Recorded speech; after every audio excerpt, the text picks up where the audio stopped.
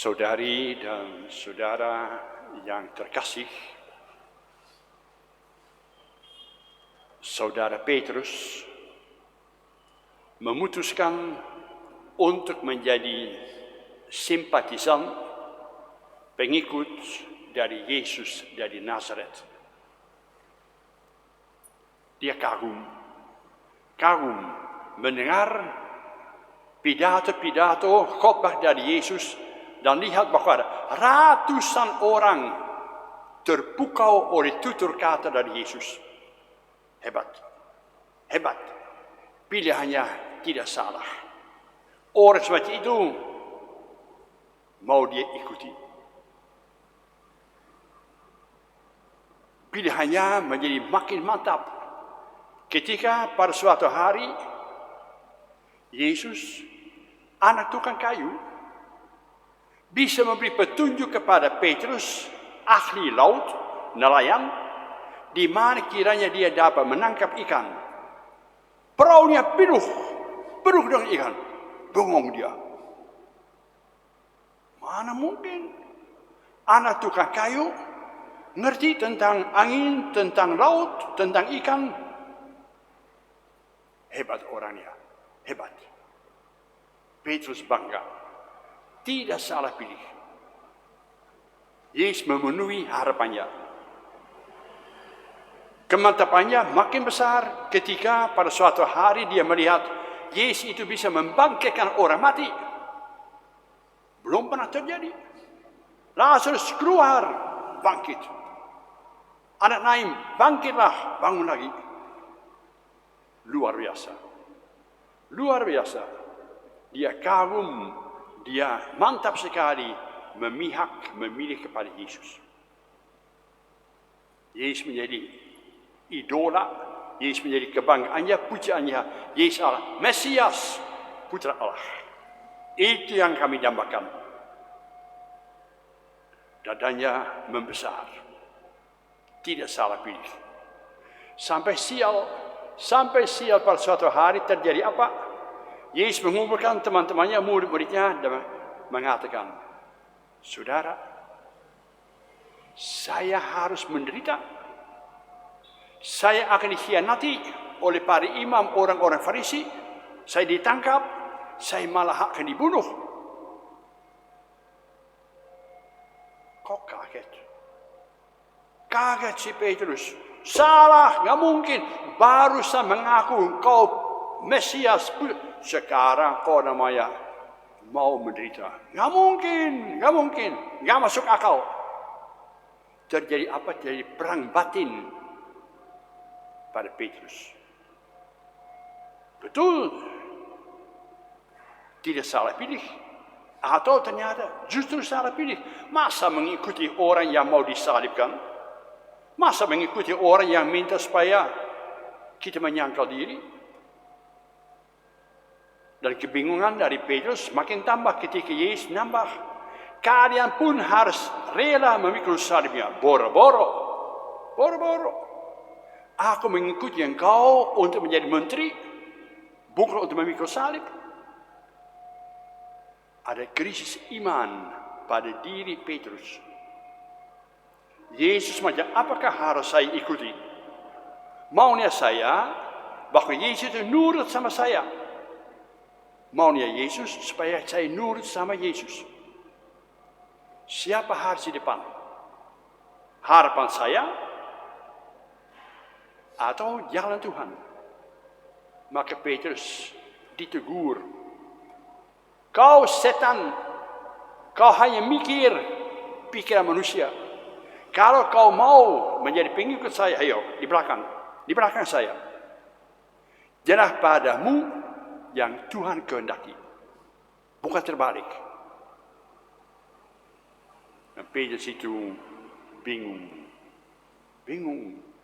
Apakah saya akan setia kepada Yesus atau tidak? Ngomongannya aneh, tidak menarik. Maka jangan heran hal itu terulang lagi.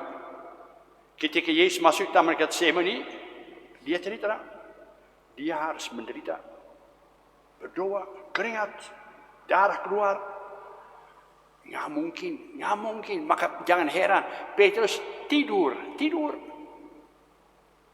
Santai saja. Dongeng.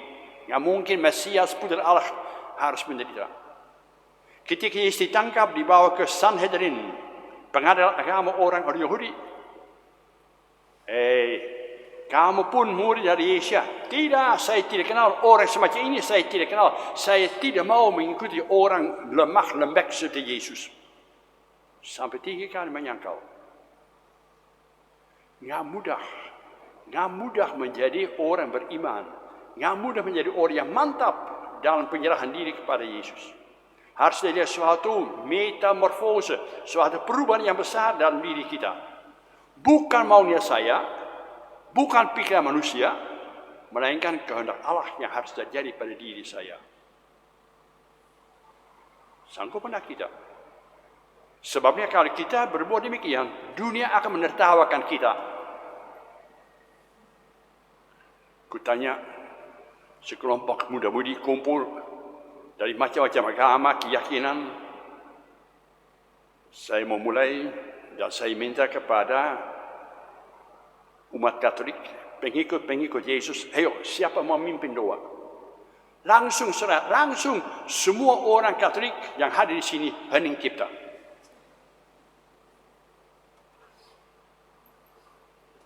Seorang pun tidak berani ngomong. Kata mengapa kamu tidak berani ngomong? Takut ditertawakan oleh dunia. Takut disebut sok suci. Itu iman kita. Takut sama dunia. Tidak mau menjadi orang militan yang mengaku saya menjadi seorang pengikut Yesus. Mestinya kita orang muda berani mengatakan saya menampakkan diri sebagai pengikut Yesus pun kalau saya harus menderita oleh ancaman cemoohan dari dunia.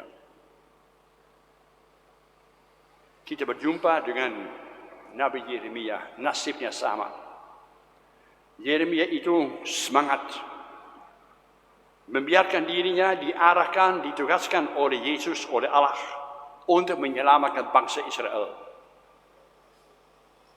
Kata Allah kepada Yeremia, tolong bantu mereka, kasihan mereka hancur dalam penyembahan berhala, dalam mengikuti dewa-dewa palsu, dalam kejahatan-kejahatan. Tolong tegurlah mereka. Nah, Yeremia berbuat, dia menegur mereka. Saudara dengan mengikuti dewa-dewa palsu, menyembah berhala, saudara tidak pernah akan menjadi baik. Ngapain kamu?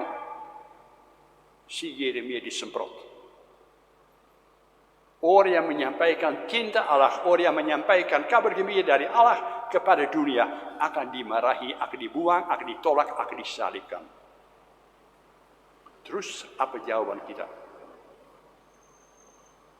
Barangkali kita juga seringkali bergumul, marah kepada Allah. Mengapa marah kepada Allah? Allah itu tidak mengabulkan doa saya. Berhakkah kita marah pada Allah? Atau harusnya kita marah pada diri kita sendiri, iman kita begitu lemah, tak berani mengatakan, jadi pada saya yang Tuhan kehendaki. Sekolah untuk menjadi orang beriman tidak gampang. Belajar bahwa memberi bukan rugi. Memberi berarti menerima. Belajar bahwa menyerahkan hidup berarti memperoleh kebangkitan hidup baru. Belajar bahwa akhirnya kita akan dilindungi, dicintai, dipegang oleh Allah. Pun kalau dunia membenci kita ini. Harus ada perubahan pada pemikiran, pada otak manusia. Siapa paling penting, siapa mau saya ikuti. Saya kasih contoh. Saya baru-baru ini berjumpa dengan seorang ibu. Dia sudah menikah mungkin belasan tahun. Dia mengatakan pada saya, Pastor, saya salah pilih. Si suami saya tidak bisa membahagiakan saya. Tidak bisa mengabulkan segala harapan keinginan saya. Sebenarnya hati saya mau cerai. Tapi gara-gara sakramen pernikahan saya mikul salib, saya setia kepadanya. Kata saya kepada ibu, Bu, bukan salah pikir. Bukan salah kamu daripada suamimu.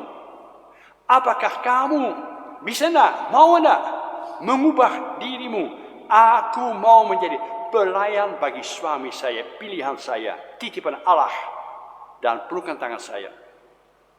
Bukan dia harus berubah, tapi saya harus berubah. Bukan dialah yang harus melayani, tapi saya harus melayani. Justru dalam merendahkan diri, letaknya bibit untuk menjadi orang yang besar. Maka kita akan minta supaya kita setia pada pilihan kita. Pernah kita mengatakan, saya mau menjadi pengikut Yesus, saya mau menjadi warga gereja Katolik. Tolong setialah pada pilihanmu. Pun kalau harus menyangkal diri, pun kalau harus berubah pikiranmu, pun kalau harus memikul salib. Dalam kesetiaan akan salib letaknya bibit kebangkitan. Semoga demikian.